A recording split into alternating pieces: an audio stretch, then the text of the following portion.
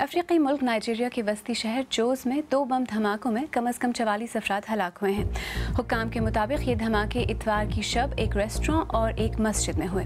ताहाल किसी ग्रुप ने इन हमलों की जिम्मेदारी कबूल नहीं की है। ताहम जोस माजी में भी शिद्दत पसंद तंजीम बोको हराम के हमलों का निशाना बनता रहा है।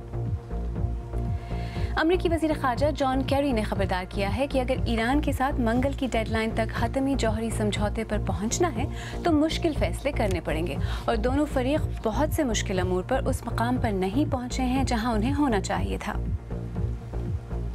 और ख़वातीन के फीफा फुटबॉल आलमी कप के फाइनल में अमेरिका ने जापान को 2 के मुकाबले में 5 गोल से शिकस्त देकर आलमी कप अपने नाम कर लिया है। अमेरिका ख़वातीन का आलमी कप 3 मरतबा जीतने वाला पहला मुल्क भी बन गया है।